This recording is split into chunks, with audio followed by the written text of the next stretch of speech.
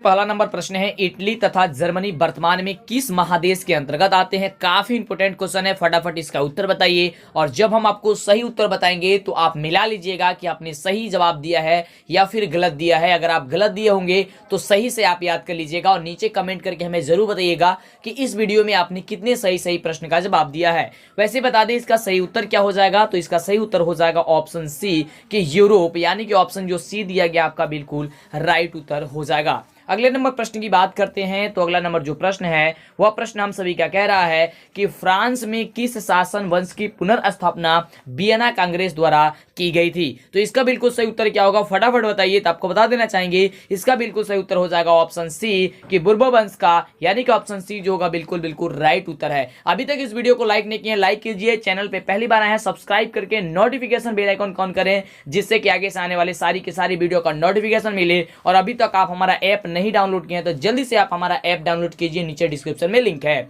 तो प्रश्न कह रहा है अगला कि मेजनी का संबंध किस संगठन से था। जो मेजनी थे उनका जो संबंध था वो किस संगठन से था, आपको बताना है इसका उत्तर। तो बिल्कुल राइट उत्तर इसका हो जाएगा ऑप्शन बी नंबर की कार्बोनरी से था। बहुत ही बढ़िया, आप लोग अच्छी खासी जवाब भी दे रहे हैं। गर्दा मचा देनी है आप सभी को, एग्जाम में परीक्षा में जब जाना है तो एकदम धमाल मचा देनी है, गजब का आप लोग को लिख करके आना है। चलिए अगला प्रश्न कह रहा है कि इटली और जर्मनी के एकीकरण के विरुद्ध निम्न में कौन आता है।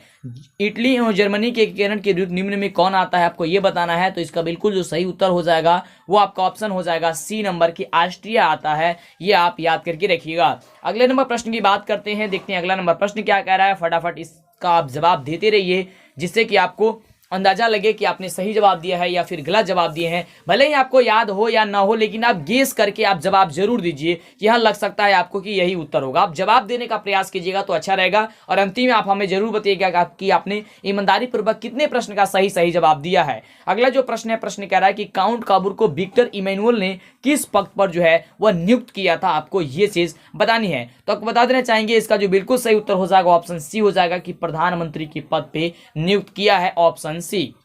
अगले नंबर प्रश्न की बात करें तो अगला नंबर प्रश्न है और काफी इंपोर्टेंट प्रश्न है। प्रश्न कह रहा है कि गैरिबाल्डी पेशे से क्या था। गैरिबाल्डी जो पेशे से क्या था, आपको ये बतानी है। ऑप्शन आप देख पा रहे हैं, सिपाही, किसान, जमींदार या फिर नाविक। तो देखिए जो गैरिबाल्डी था वो पेशे से नाविक था, यानी ऑप्शन जो डी दिया गया है वो आपका बिल्कुल क्या हो जाएगा, राइट उत्तर हो जाएगा। अगले नंबर यदि हम प्रश्न की बात करते हैं तो अगला जो प्रश्न दिया गया है वह प्रश्न हम सभी का कह रहा है कि जर्मन राइन राज्य का निर्माण किसने किया था। जर्मन राइन राज्य का जो निर्माण है वो किसने किया था, आपको ये बतानी है। तो इसका बिल्कुल जो सही उत्तर हो जाएगा वो आपको ऑप्शन बी हो जाएगा कि नेपोलियन बोनापार्ट हो जाएगा। ठीक है, नेपोलियन बोनापार्ट हो जाएगा, यानी कि ऑप्शन जो बी दिया गया है आपका बिल्कुल करेक्ट उत्तर हो जाएगा। अगले नंबर प्रश्न की बात करते हैं तो अगला जो प्रश्न कह रहा है कि जालबेरिन कैसी संस्था थी। जो जालबेरिन थी वह कैसी संस्था थी, आपको ये बतानी है। तो देखिए जालबेरिन जो थी वह कैसी संस्था थी, तो वह व्यापारियों की संस्था थी, यानी ऑप्शन जो बी नंबर दिया गया आपको क्या हो जाएगा बाबू, बिल्कुल राइट उत्तर हो जाएगा। ठीक है, और जितने भी इसके पिछले वाले वीडियो नहीं देखे हैं एक एक करके आप वीडियो देखिए, नीचे डिस्क्रिप्शन में आपको लिंक दे दिए हैं, या आप वीडियो के प्लेलिस्ट में जा करके सारी की सारी वीडियो आप जरूर देखिएगा। अगर एक भी वीडियो छोड़ते हैं तो फिर आपको काफी नुकसान हो सकती है, ये ध्यान में रखिएगा। और यही सारी प्रश्न आपके परीक्षा में पूछे जाएगी 100%, हम ये पूरे गारंटी के साथ कह सकते हैं। अगले जो प्रश्न है वो प्रश्न कह रहा है 9वां नंबर प्रश्न कि रक्त एवं लौह नीति का अवलंबन जो है वह किसने किया। रक्त एवं लौह नीति का जो अवलंबन जो है वह किसने किया था, मेजनी ने या फिर हिटलर ने या फिर बिस्मार्क ने या विलियम वोन ने। तो देखिए आपको बताना चाहेंगे रक्त एवं लौह नीति का जो अवलंबन किया था वो किसने किया था, तो वह किए थे बिस्मार्क ने, यानी ऑप्शन जो सी दिया गया क्या हो जाएगा, बिल्कुल सही उत्तर हो जाएगा ऑप्शन सी बिस्मार्क। अगले नंबर प्रश्न की बात करते हैं तो अगला जो प्रश्न कह रहा है कि फ्रैंकफर्ट की संधि कब हुई थी। जो फ्रैंकफर्ट की संधि जो थी वो कब हुई थी, आपको ये बतानी है। तो वह हुई थी 1871 ईस्वी में, यानी ऑप्शन जो आपका डी नंबर दिया गया है वो आपका क्या हो जाएगा, बिल्कुल राइट उत्तर हो जाएगा ऑप्शन का डी नंबर। अगले नंबर प्रश्न की बात करते हैं तो अगला देखिए प्रश्न कह रहा है कि रूस में कृषक दास प्रथा का अंत कब हुआ था। रूस में कृषक दास प्रथा का जो अंत हो गया था वह कब हुआ था, तो देखिए वो हुआ था 1861 ईस्वी में, यानी कि ऑप्शन जो ए नंबर दिया गया है वो आपका क्या हो जाएगा, तो बिल्कुल राइट उत्तर हो जाएगा, करेक्ट उत्तर हो जाएगा। चलिए अगले नंबर प्रश्न की बात करते हैं।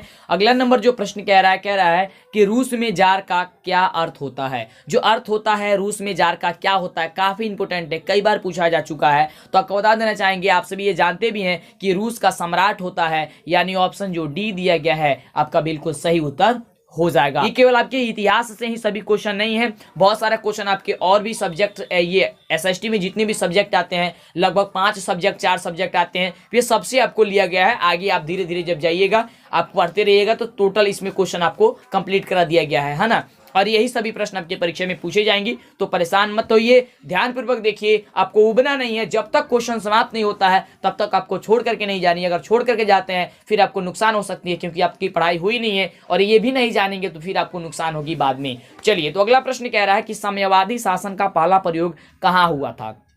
प्रश्न क्या कह रहा है कि साम्यवादी शासन का जो पहला प्रयोग हुआ था वह कहाँ पे हुआ था। तो आपको बता देना चाहेंगे हम कि इसका जो प्रयोग हुआ था वह सबसे पहले रूस में हुआ था, यानी कि ऑप्शन जो ए नंबर दिया गया है वो आपका क्या हो जाएगा, राइट उत्तर हो जाएगा।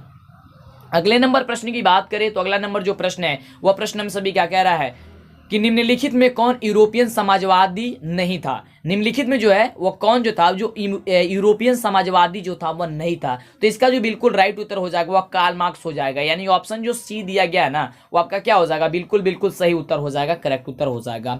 अगले नंबर प्रश्न की बात करते हैं। अगला नंबर देखिए, प्रश्न क्या कर रहा है, मजा आ रहा है ना, सब किसी को मजा आनी चाहिए, गजब की तरीके से पढ़ाई करनी चाहिए आप सभी को, और अच्छे से पढ़ाई कीजिए, लाइक कीजिए, वीडियो को शेयर कीजिए, चैनल पे पहली बार आए सब्सक्राइब कीजिए, जिससे कि आगे से आने वाले सभी कैसे भी वीडियो का नोटिफिकेशन मिले। और ऐप जरूर डाउनलोड कीजिएगा जिसमें आपको चैप्टर वाइज सारी चीज मिल जाएगी, और मॉडल सेट जो है बहुत सारी आपको मिल जाएगी। अगला प्रश्न कह रहा है कि वार एंड पीस किसकी रचना है। जो वार एंड पीस है वो किसकी रचना है ये आपको बतानी है। तो देखिए, वार एंड पीस जो है वह आपको टॉल्स्टॉय की रचना है, यानी कि ऑप्शन जो बी दिया गया आपका क्या हो जाएगा, बिल्कुल करेक्ट उत्तर हो जाएगा। अगले नंबर प्रश्न की यदि हम बात करें तो अगला जो प्रश्न कह रहा है कि बोल्शेविक क्रांति कब हुई थी। जो बोल्शेविक क्रांति हुई थी कब हुई थी, काफी इंपोर्टेंट क्वेश्चन है, आप सभी को पता ही है कि इसका बिल्कुल सही उत्तर क्या हो जाएगा। इसका बिल्कुल सही उत्तर हो जाएगा ऑप्शन बी नंबर कि नवंबर 1917 ईस्वी को। कब हुआ था, नवंबर 1917। ठीक है, ये याद करके रखिएगा, फटाफट बताते रहिए। जब हम आपको बता रहे हैं तो आप मिला लीजिए कि आपने प्रश्न का सही जवाब दिया है या फिर गलत जवाब दिया है। अगला जो प्रश्न कह रहा है 18 नंबर प्रश्न कि लाल सेना का गठन जो हुआ था वो किसने किया था। लाल सेना का गठन किसने किया था आपको ये बताना है, काफी इंपोर्टेंट क्वेश्चन है। तो आपको बता देना चाहेंगे कि लाल सेना का जो गठन हुआ था वो कौन किया था। तो इसका बिल्कुल सही उत्तर हो जाएगा ऑप्शन सी।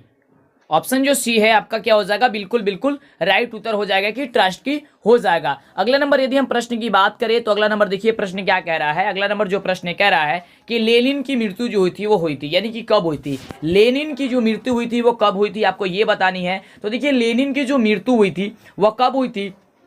तो उसका बिल्कुल सही उत्तर हो जाएगा 1924 ईस्वी में, यानी कि 1924 ईस्वी में क्या हो जाएगा, उनकी मृत्यु हो गई थी, यानी ऑप्शन जो डी दिया गया आपका क्या हो जाएगा, बिल्कुल करेक्ट उत्तर हो जाएगा। अगले नंबर प्रश्न की बात करते हैं तो देखिए, अगला नंबर जो प्रश्न है वो कह रहा है प्रश्न कि ब्रेस्ट टोवेस्क की संधि जो होती है किन देशों के बीच हुई थी। और काफी इंपोर्टेंट जो है ये क्वेश्चन है, और इस क्वेश्चन को आप लोग अच्छे ढंग से याद कर लीजिएगा। आपको बता देंगे इसका बिल्कुल सही उत्तर हो जाएगा ऑप्शन डी हो जाएगा कि रूस और जर्मनी हो जाएगा। क्या हो जाएगा, रूस और जर्मनी, इसका बिल्कुल सही उत्तर हो जाएगा।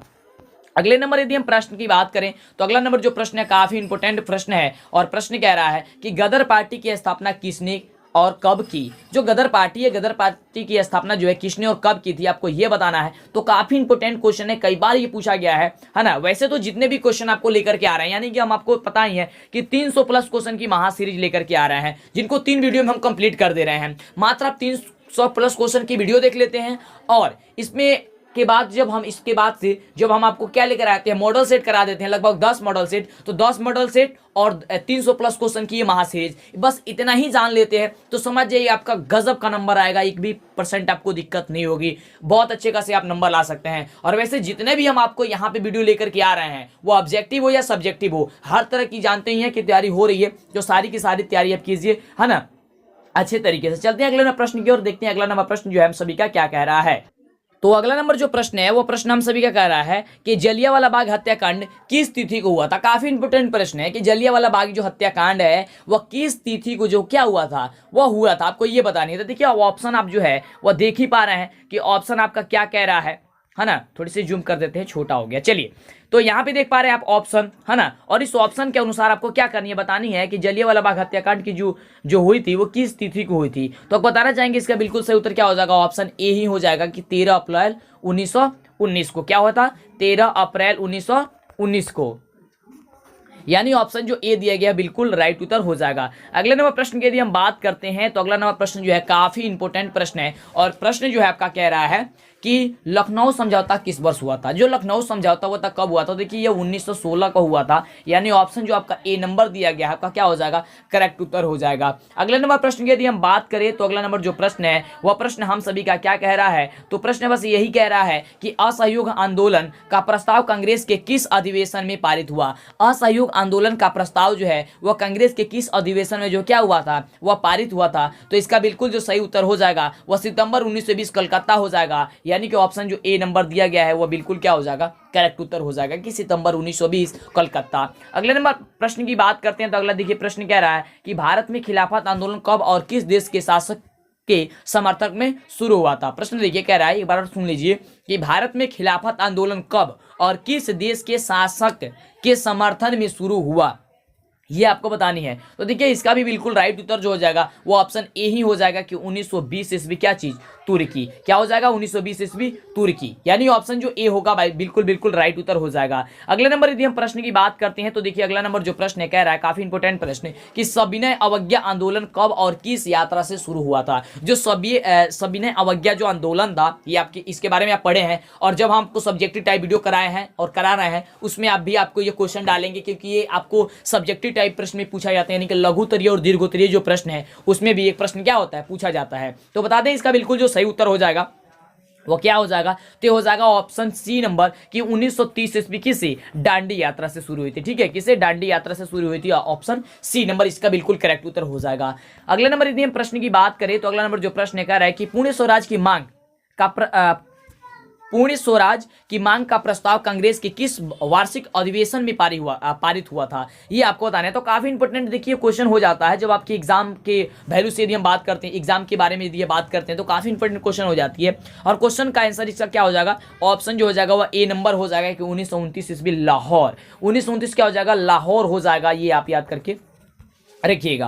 अगले नंबर प्रश्न की बात करते हैं, फटाफट कर लेते हैं कि समय ना लगे और आपको पूरी की पूरी क्वेश्चन भी कंप्लीट हो जाए। तो क्वेश्चन कह रहा है अगला कि राष्ट्रीय संघ सेवक संघ की स्थापना जो कब और किसने की थी। फटाफट पहले तो लाइक कर दीजिए जो लोग लाइक नहीं किए, जो स्टूडेंट लाइक नहीं करते हैं प्लीज इतना छोटा सा आप काम जरूर कर दीजिए और दोस्तों में शेयर कर दीजिए जिससे कि सबको फायदा हो सके, और चैनल पे पहली बार सब्सक्राइब कीजिएगा जिससे कि आगे आने वाली सभी का सभी वीडियो का नोटिफिकेशन आपको मिला करे। समय आपके पास बहुत ही कम है और जो भी समय बचा हुआ बहुत ही अनोखा समय बचा हुआ है। अगला जो प्रश्न कह रहा था इसका सही उत्तर क्या हो जाएगा आपको फटाफट बतानी है। तो देखिए इसका बिल्कुल जो सही उत्तर हो जाएगा ऑप्शन हो जाएगा ऑप्शन बी नंबर कि 1925 ईस्वी में केबी हेडगवार ने किया था, यानी कि ऑप्शन जो हो जाएगा वह ऑप्शन बी नंबर इसका बिल्कुल सही उत्तर हो जाएगा। अगले नंबर प्रश्न की बात करते हैं तो अगला देखिए प्रश्न जो है हम सभी क्या कह रहा है, काफी इंपोर्टेंट प्रश्न है कि वल्लभ भाई पटेल को सरदार की उपाधि किस किसान आंदोलन के दौरान जो है वह दी गई थी। काफी इंपॉर्टेंट क्वेश्चन है कि वल्लभ भाई पटेल को सरदार की उपाधि, आपको तो पता ही है कि वल्लभ भाई पटेल को क्या दी गई है, सरदार की उपाधि दी गई है, तो किस किसान आंदोलन के दौरान दी गई थी,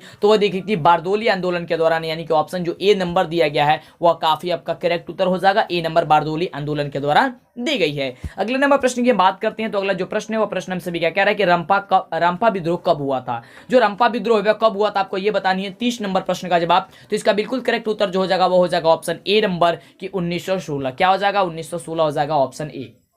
अगले नंबर यदि हम प्रश्न की बात करते हैं तो अगले देखिए प्रश्न कह रहा है आपको ठान लेनी है जब तक 100 प्रश्न नहीं समाप्त होता है तब तक आपको वीडियो को छोड़ करके नहीं जानी है, जाइएगा नुकसान होगा आपका, फिर आपको पछताना पड़ेगा। एग्जाम में जाकर के बच्चे क्या करते हैं, एग्जाम हॉल में जाकर के बच्चे रोना शुरू कर देते हैं, तो ऐसा मुसीबत आपके पास ना हो। और कॉपी कैसे चेक की जाती है उस वीडियो को भी आप देख लीजिएगा ताकि अंदाजा लगे, आपको कुछ ना कुछ अनुभव जरूर होगा उससे देख करके आपको। चलिए ये हम अपने चैनल पर अपलोड कर दिए एक वीडियो को। चलिए प्रश्न कह रहा है उस वीडियो को कोशिश कीजिएगा देख लीजिएगा तो अच्छा रहेगा थोड़ा सा।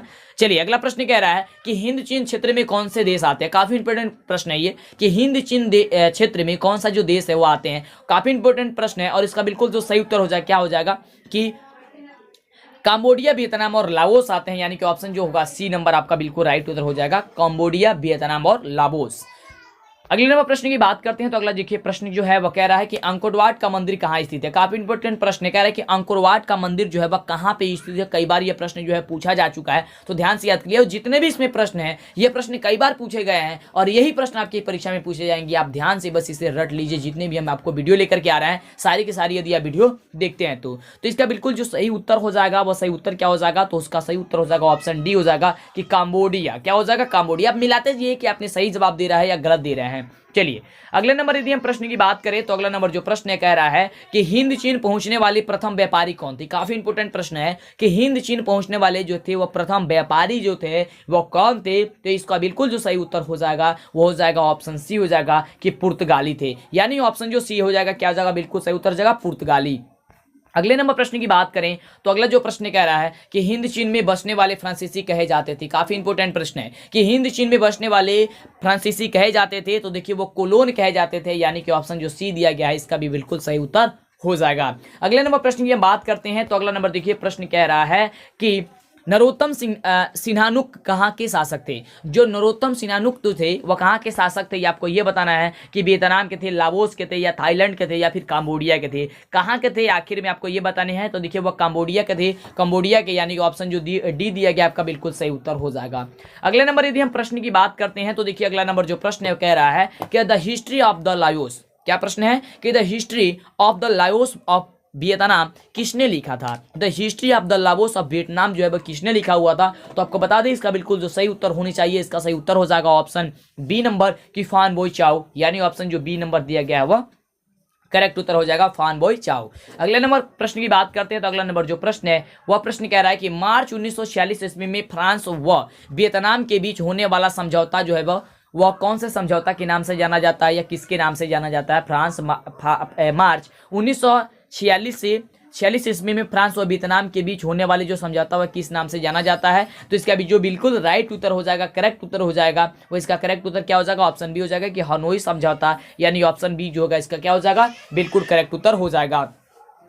अगले नंबर प्रश्न की यदि हम बात करते हैं तो देखिए अगला नंबर जो प्रश्न है वह प्रश्न कह रहा है कि किस प्रसिद्ध दार्शनिक ने एक अदालत लगा करके अमेरिका को वियतनाम युद्ध के लिए दोषी करार दिया था। काफी इंपॉर्टेंट प्रश्न है, ध्यान से समझ लीजिए कि किस प्रसिद्ध दार्शनिक ने एक अदालत लगा करके अमेरिका को वियतनाम युद्ध के लिए दोषी करार दिया था। और ऑप्शन आप देख रहे हैं कि रसेल थे, या फिर हो ची मिन थे, या नरोत्तम सिन्हानुक थे, या फिर रूसो थे। कौन थे आपको ये बतानी है। तो आपको बता देना चाहेंगे कि इसका जो बिल्कुल सही उत्तर हो जाएगा वह रसेल हो जाएगा। यानी कि ऑप्शन ए हो जाएगा।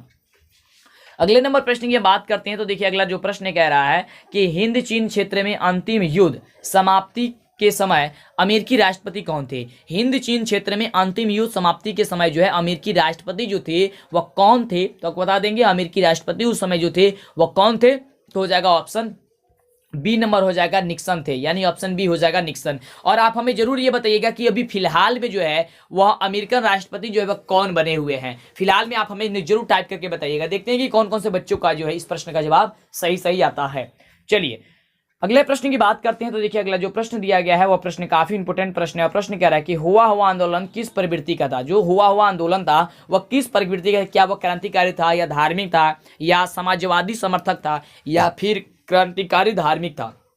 मतलब कि किस तरह का था ये आपको ये बताना है। तो देखिए वो जो था वह क्या था कि वह क्रांतिकारी धार्मिक था। यानी कि ऑप्शन जो डी दिया गया वह क्या हो जाएगा, सही उत्तर आपका हो जाएगा। अगले नंबर प्रश्न की हम बात करते हैं तो देखिए अगला जो प्रश्न कह रहा है वह प्रश्न है कि इनमें किसको प्राथमिक क्षेत्र भी कहा जाता है। इसमें कौन है जो प्राथमिक क्षेत्र कहा जाता है। क्या वह सेवा क्षेत्र है, या कृषि क्षेत्र है, या फिर औद्योगिक क्षेत्र है, या फिर इनमें से कोई नहीं। ये आखिर क्या है। तो देखिए इसका बिल्कुल जो सही उत्तर हो जाएगा वह क्या हो जाएगा। तो इसका बिल्कुल सही उत्तर हो जाएगा ऑप्शन बी नंबर कि वह कृषि क्षेत्र है। कृषि क्षेत्र को क्या कहा जाता है आपको, तो ये कहा जाता है प्राथमिक क्षेत्र भी कहा जाता है। यानी कि ऑप्शन बी नंबर आपका सही हो जाएगा। अगले नंबर प्रश्न की हम बात करें तो अगला जो प्रश्न कह रहा है कि इनमें कौन से देश में मिश्रित अर्थव्यवस्था है। मिश्रित अर्थव्यवस्था जो है वो कौन से देश में है। तो आपको तो पता ही कि भारत ही एक ऐसा देश है जिसमें मिश्रित अर्थव्यवस्था। यानी ऑप्शन जो सी दिया गया है वो आपका बिल्कुल क्या हो जाएगा, सही उत्तर हो जाएगा, करेक्ट उत्तर हो जाएगा ऑप्शन सी। अगले नंबर प्रश्न की बात करते हैं तो अगला प्रश्न कह रहा है कि भारत में योजना आयोग का गठन कब किया गया था। काफी इंपोर्टेंट प्रश्न है कि भारत में योजना आयोग का जो गठन किया गया था वह कब किया गया था, तो इसका सही उत्तर हो जाएगा ऑप्शन, क्या नंबर हो जाएगा, तो ऑप्शन बी नंबर हो जाएगा कि 15 मार्च 1950 ईस्वी। क्या हो जाएगा, सॉरी, ऑप्शन ए हो जाएगा 15 मार्च 1950 ईस्वी, ऑप्शन ए हो जाएगा 43 नंबर प्रश्न का। चलिए अगले नंबर यदि हम प्रश्न की बात करते हैं तो अगला देखिए प्रश्न हम सभी का क्या कह रहा है कि जिस देश का राष्ट्रीय आय अधिक होता है वह देश क्या कहलाता है। आप भी जानते हैं कि जिस भी देश का राष्ट्रीय आय अधिक होता है वह क्या कहता है, विकसित देश कहलाता है, यानी ऑप्शन जो बी नंबर दिया गया है वो आपका क्या हो जाएगा, करेक्ट उत्तर हो जाएगा ऑप्शन बी। अगले नंबर प्रश्न की हम बात करते हैं तो देखिए अगला नंबर जो प्रश्न है प्रश्न कह रहा है कि इनमें से किसे पिछड़ा राज्य भी कहा जाता है। इनमें से जो है वो कौन जो है उसे हम लोग क्या कहते हैं, पिछड़ा राज्य कहते हैं। तो देखिए इसमें से जो है बिहार को हम लोग क्या कहते हैं, पिछड़ा राज्य कहते हैं। हम लोग कहते हैं कि बिहार जो क्या है, एक पिछड़ा है, पिछड़ा राज्य में शामिल होता है। जो हम लोग का बिहार राज्य है ये पिछड़े राज्य में क्या हो जाती है, घोषित हो जाती है।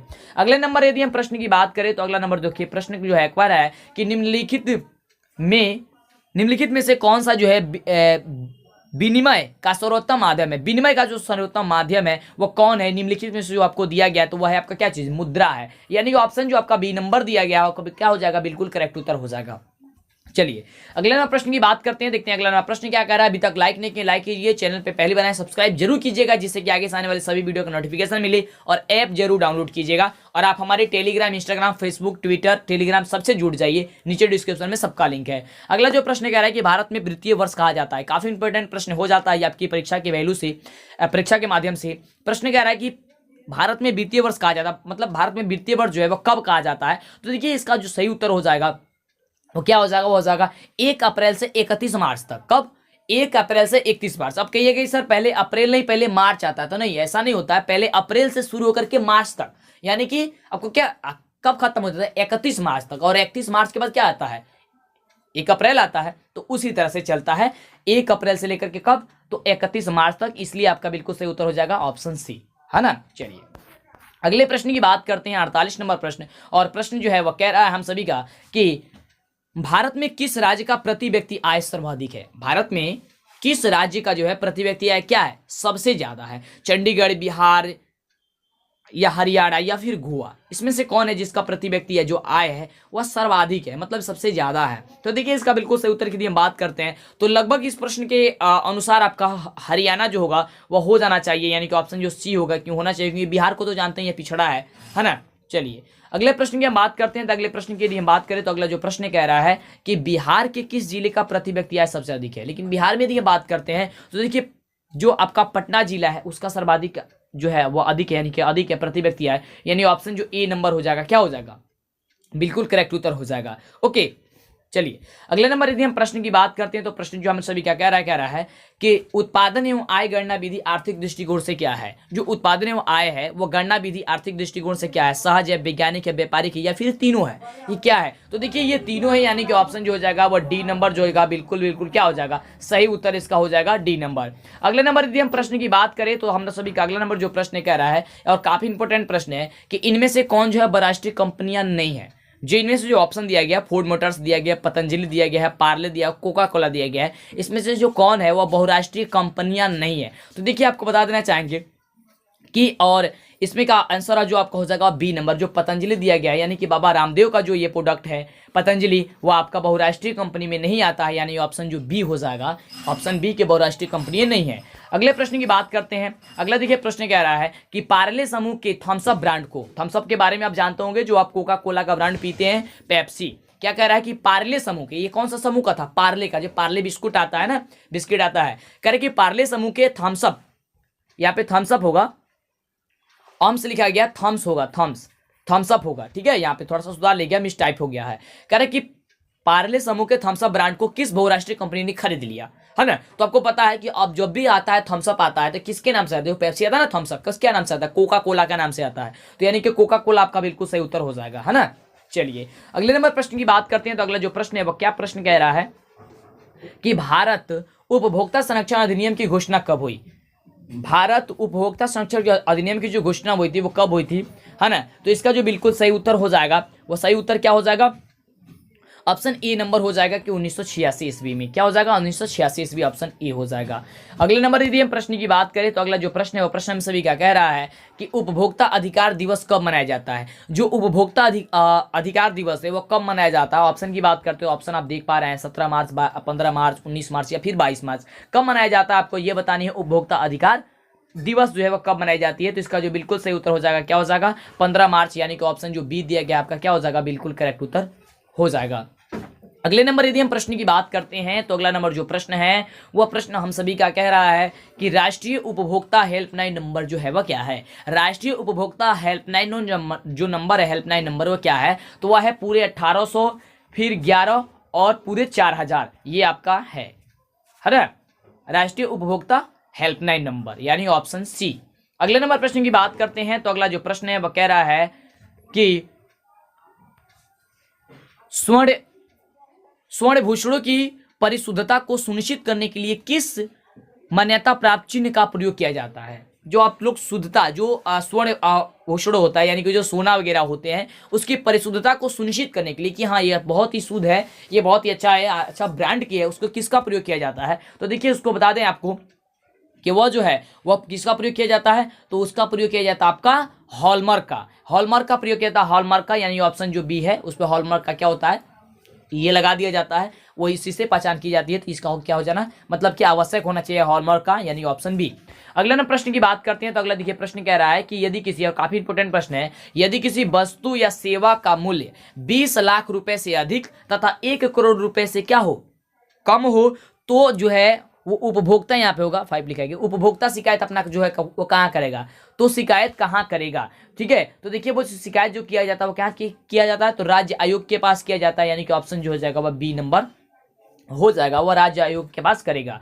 अगले नंबर यदि हम प्रश्न की बात करें तो कह रहा है कि वैश्वीकरण का क्या अर्थ है? वैश्वीकरण जो है उसका क्या अर्थ होता है, आखिर में क्या अर्थ होता है? तो देखिए उसका अर्थ होता है व्यापार, पूंजी, है ना, तकनीकी हस्तांतरण, सूचना प्रवाह द्वारा देश की अर्थव्यवस्था के साथ समन्वय, ये होता है, यानी कि ऑप्शन जो बी नंबर होगा वो आपका क्या हो जाएगा? बिल्कुल करेक्ट उत्तर हो जाएगा। अगले नंबर यदि हम प्रश्न की बात करते हैं तो अगला नंबर जो प्रश्न है वह प्रश्न हम सभी का कह रहा है कि उपभोक्ता द्वारा शिकायत करने के लिए आवेदन शुल्क कितना लगता है? उपभोक्ता द्वारा शिकायत करने के लिए आवेदन जो शुल्क लगता है, जैसे कि ये शिकायत करने जब जाते हैं तो जो शुल्क लगता है वो कितना शुल्क लगता है आपको ये बतानी है। तो इसका जो बिल्कुल सही उत्तर हो जाएगा क्या हो जाएगा? ऑप्शन डी की इनमें से जो दिया गया है आपका, इसमें से कोई भी नहीं लगता है, ऑप्शन डी हो जाएगा कि 50 रुपये, 70 रुपये, 10 रुपये, कुछ भी नहीं, यानी कि ऑप्शन डी हो जाएगा इनमें से कोई नहीं।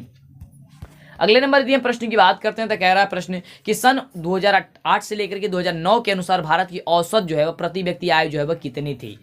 सन 2008 से लेकर के कब? 2009 के अनुसार भारत की औसत प्रति व्यक्ति आय जो है वह कितनी थी, आपको ये बतानी है। तो इसका बिल्कुल सही उत्तर क्या हो जाएगा? इसका हो जाएगा 25.494 रुपए, यानी कि ऑप्शन जो हो जाएगा क्या हो जाएगा?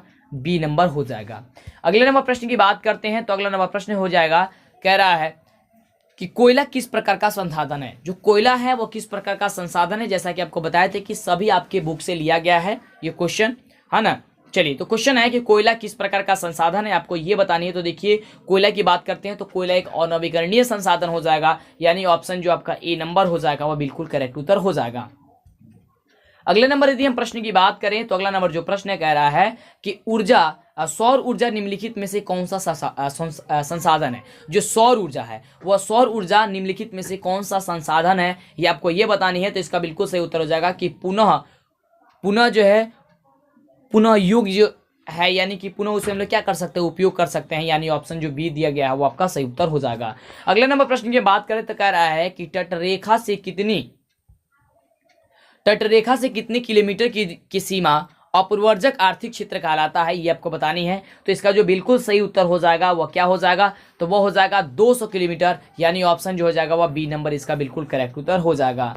अगले नंबर यदि हम प्रश्न की बात करें तो प्रश्न जो है काफी इंपोर्टेंट है। प्रश्न कह रहा है कि डाकू की अर्थव्यवस्था का संबंध जो है वह किससे है? डाकू की अर्थव्यवस्था के संबंध जो है वह किससे है? तो इसका बिल्कुल सही उत्तर हो जाएगा ऑप्शन बी से कि संसाधन के विदोहन से। किससे है? संसाधन के विदोहन से, यानी कि ऑप्शन बी।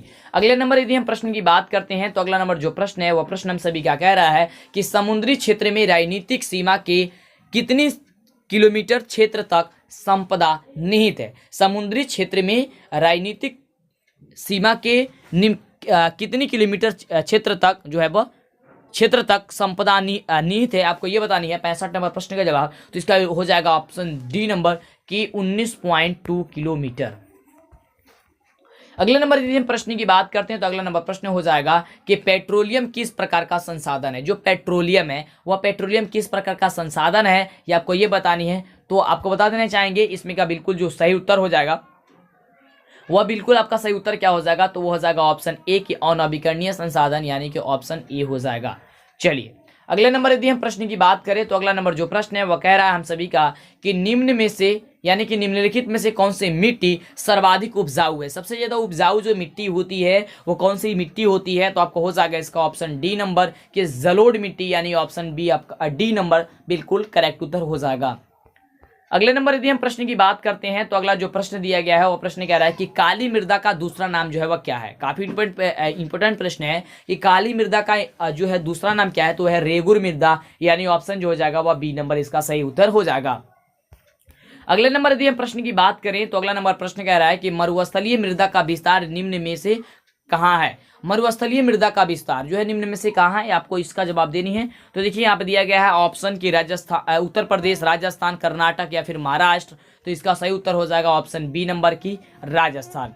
अगले नंबर यदि हम प्रश्न की बात करते हैं तो अगला नंबर जो प्रश्न कहता है वो कह रहा है कि सोपानी कृषि किस राज्य में प्रचलित है। जो सोपानी कृषि है वो किस राज्य में जो है क्या चीज है प्रचलित है, ये आपको ये बतानी है। देखिए सोपानी कृषि के लिए बात करते हैं तो उत्तराखंड में है, यानी ऑप्शन जो बी दिया गया है आपका बिल्कुल करेक्ट उत्तर हो जाएगा। अगले नंबर प्रश्न की बात करते हैं और देखते हैं अगला नंबर प्रश्न क्या कह रहा है। तो देखिए अगला नंबर जो प्रश्न कह रहा है कि पंजाब में भूमि निग्रीकरण का मुख्य जो कारण है वो क्या चीज है। फटाफट आप सभी बताइए, थोड़ा सा हम पानी पी लें।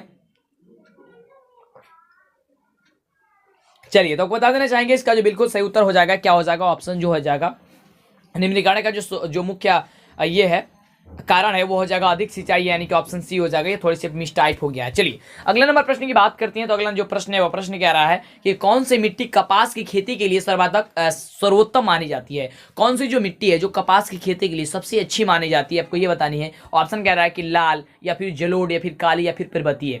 तो देखिए इसका उत्तर के लिए बात करते हैं तो इसका जो उत्तर हो जाएगा आपका काली मिट्टी हो जाएगा, यानी ऑप्शन सी। अगले नंबर यदि हम प्रश्न की बात करते हैं तो अगला नंबर प्रश्न कह रहा है कि भारत में लगभग कितने करोड़ हेक्टेयर भूमि का क्षरण जो हो चुका है ना। भारत में लगभग कितने करोड़ हेक्टेयर भूमि का जो है वह क्षरण हो चुका है, आपको ये बतानी है। तो लगभग में आपको बतानी है और इसमें का ऑप्शन आपका दिया गया है, तो आपको बता देना चाहेंगे किसका सही उत्तर हो जाना चाहिए, ऑप्शन सी नंबर कि लगभग 13 करोड़ हेक्टेयर, यानी ऑप्शन सी आपका सही उत्तर हो जाना चाहिए। अगले प्रश्न की बात करेंगे कि अगला नंबर प्रश्न क्या कह रहा है। तो अगला नंबर जो प्रश्न कह रहा है कि मेढक के प्रजनन को नष्ट करने वाला रसायन कौन सा है। मेढक के प्रजनन को नष्ट करने वाला जो रसायन है वो कौन सा है, और काफी इंपोर्टेंट जो है ये प्रश्न है, इसे याद करके आप जरूर रखिएगा। अगले तो इस का आंसर बता दिया आपको, मिला लीजिए, आपका सही उत्तर हो जाएगा ऑप्शन सी हो जाएगा कि एड्रीन। क्या हो जाएगा, एड्रीन हो जाएगा, आपको ऑप्शन सी हो जाएगा। अगले नंबर प्रश्न की बात करते हैं तो अगला नंबर जो प्रश्न कह रहा है कि देश के बांधों को किसने भारत का मंदिर कहा था। देश के बांधों को जो है वह किसने जो क्या कहा था, भारत का मंदिर कहा था, ये आपको ये बताना है। तो इसका बिल्कुल सही उत्तर हो जाएगा ऑप्शन डी नंबर की पंडित नेहरू ने किए थे, यानी कि ऑप्शन डी इसका बिल्कुल करेक्ट उत्तर है। अगले नंबर यदि हम प्रश्न की बात करें तो अगला नंबर जो प्रश्न है वो कह रहा है कि कुल जल का कितना प्रतिशत भाग महासागरों में निहित है। कुल जल जो है वो उसका कितना प्रतिशत भाग जो है महासागरों में क्या चीज है, निहित है। तो इसका यदि हम सही उत्तर की बात करते हैं तो इसका सही उत्तर हो जाता है ऑप्शन डी नंबर कि लगभग जो है वह 96.5%, यानी ऑप्शन जो डी नंबर दिया गया आपका करेक्ट उत्तर हो जाएगा। अगले नंबर यदि हम प्रश्न की बात करते हैं तो प्रश्न कह रहा है कि बृहद क्षेत्र में जल की उपस्थिति के कारण ही पृथ्वी को कहते हैं। मतलब कि बृहद क्षेत्र में जल की उपस्थिति मतलब बहुत ही ज्यादा संख्या में, बहुत ही ज्यादा क्षेत्र में अगर जल की उपस्थिति हो जाती है तो इसे हम लोग क्या कहते हैं। तो आप सभी तो पता है कि इसे हम लोग नीला ग्रह कहते हैं, यानी ऑप्शन जो हो जाएगा क्या हो जाएगा, बिल्कुल करेक्ट उत्तर बी नंबर हो जाएगा। इसे हम लोग इसलिए क्या कहते हैं, नीला ग्रह भी कहते हैं। अगले नंबर यदि हम प्रश्न की बात करें तो अगला प्रश्न कह रहा है कि बिहार में अति जल दोहन से किस तत्व का संकेंद्रण बढ़ा है? बिहार में अति जल दोहन से किस तत्व का संकेंद्रण जो है वह बढ़ चुका है? तो इसका बिल्कुल जो सही उत्तर हो जाएगा वो क्या हो जाएगा, पहले ऑप्शन देख लीजिए। तो इसका ऑप्शन आप देख पा रहे हैं, तो इसका बिल्कुल सही उत्तर हो जाएगा ऑप्शन बी नंबर की क्लोराइड, यानी ऑप्शन बी। अगले नंबर यदि हम प्रश्न की बात करें तो अगला नंबर जो प्रश्न है वह प्रश्न हम सभी का कह रहा है कि प्राणियों के शरीर में कितना प्रतिशत जल की मात्रा निहित होती है? जो प्राणी होती है उनके शरीर में लगभग कितनी प्रतिशत जल की मात्रा जो होती है क्या होती है, निहित होती है। इसका सही उत्तर क्या हो जाएगा? तो इसका सही उत्तर हो जाएगा ऑप्शन सी कि लगभग 65%, यानी कि ऑप्शन सी जो होगा लगभग सही उत्तर होगा। सही क्या लगभग क्या सही उत्तर होगा, है ना। चलिए अगले नंबर प्रश्न की बात करें तो अगला जो प्रश्न कह रहा है वो प्रश्न है कि विश्व की कितनी प्रतिशत जनसंख्या भारत में निवास करती है? विश्व की कितनी प्रतिशत जो भाग है, ये थोड़ी मिस्टाइप हो गया है, जनसंख्या जो भारत में क्या करती है, निहित है या भारत में निवास करती है? तो इसका जो बिल्कुल सही उत्तर हो जाएगा वो हो जाएगा ऑप्शन ए कि लगभग 16। विश्व की बात की जा रही है, ठीक है। चलिए अगले नंबर प्रश्न की बात करते हैं तो अगला जो प्रश्न है कह रहा है कि बैंक एक उदाहरण है। बैंक जो है किसका उदाहरण है? प्राथमिक क्षेत्र, द्वितीय क्षेत्र या फिर तृतीय क्षेत्र या फिर उपयुक्त तीनों की? बैंक किसकी जो है वो उदाहरण है? तो बता देना चाहेंगे आपको, जो बैंक की यदि हम बात करते हैं तो बैंक हो जाएगा आपका तृतीय क्षेत्र का, यानी कि ऑप्शन जो हो जाएगा क्या नंबर सी नंबर होगा। चलिए अगले नंबर प्रश्न की हम बात करते हैं तो अगला नंबर प्रश्न क्या कह रहा है कि आर्थिक एवं मौद्रिक विकास एक दूसरे के क्या है? आर्थिक जो विकास है, आर्थिक एवं मौद्रिक जो विकास है वह एक दूसरे के क्या है? तो देखिए यह एक दूसरे के क्या चीजें पूरक है, यानी ऑप्शन जो हो जाएगा वह ए नंबर इसका करेक्ट उत्तर हो जाएगा। अगले नंबर हम प्रश्न की बात करते हैं, देखते हैं अगला नंबर प्रश्न क्या कह रहा है। अभी तक लाइक नहीं किया लाइक कीजिए। चलिए 83 नंबर प्रश्न कह रहा है कि साहित्य की दृष्टि में विकास और वृद्धि में, साहित्य की दृष्टि में विकास और वृद्धि में अंतर है या कोई भी अंतर नहीं है, या कोई भी अंतर भी कभी अंतर भी और नहीं भी, या उपयुक्त कोई नहीं, इनमें से क्या होगा आपका बिल्कुल सही उत्तर? तो इसका जो बिल्कुल सही उत्तर हो जाएगा वो आपका बिल्कुल सही उत्तर हो जाएगा ऑप्शन बी नंबर कि कोई अंतर नहीं है। अगले नंबर हम प्रश्न की बात करते हैं तो कह रहा है कि सतत विकास है, यह और काफी इंपोर्टेंट प्रश्न है। कह रहा है कि प्रश्न की सतत विकास जो है वो इनमें से क्या चीज है? तो देखिए सतत जो विकास है वह है आपका अपने तथा आने वाले संपत्ति का, यानी कि ऑप्शन जो हो जाएगा वह ए नंबर। अगले नंबर हम प्रश्न की बात करते हैं, फटाफट कर लेते हैं प्रश्न कह रहा है कि नरेगा एक कार्यक्रम है। नरेगा जो है कार्यक्रम है जिला स्तर का, राष्ट्रीय स्तर का, पंचायतीय स्तर का या फिर विश्व स्तर का? लेकिन पंचायतीय के जगह पे प्रांतीय स्तर लिखा गया है, इसे आप देख लीजिएगा। तो आपको बता देना चाहेंगे जो नरेगा है इसके बारे में यदि हम बात करते हैं तो इसका जो बिल्कुल सही उत्तर क्या हो जाएगा? तो हो जाएगा आपका option number A B number की राष्ट्रीय स्तर का। अगला नंबर प्रश्न की बात करें तो अगला नंबर प्रश्न कह रहा है कि मिश्रित अर्थव्यवस्था का राष्ट्र है। मिश्रित अर्थव्यवस्था का राष्ट्र है, यानी कहने का मतलब हो गया कि मिश्रित अर्थव्यवस्था कहाँ पे है, कौन से देश में है? तो भारत में ही है, यानी कि ऑप्शन ए नंबर इसका क्या हो जाएगा? सही उत्तर हो जाएगा ऑप्शन ए, ठीक है। चलिए अगले नंबर प्रश्न की बात करते हैं। अगले नंबर प्रश्न कह रहा है कि योजना आयोग के अध्यक्ष कौन होते हैं? जो योजना आयोग होता है उसका जो अध्यक्ष की हम बात करते हैं, है ना, उसके अध्यक्ष जो है कौन होते हैं योजना आयोग के? तो योजना आयोग के अध्यक्ष जो होते हैं वह प्रधानमंत्री होते हैं। और आज के प्रधानमंत्री कौन है आप हमें नीचे में कमेंट में जरूर बताइए प्रधानमंत्री का नाम, कि प्रधानमंत्री आज के कौन है, और वही जो है वो योजना आयोग के अध्यक्ष होते हैं। तो आप फटाफट बताइए कि आज के प्रधानमंत्री कौन है।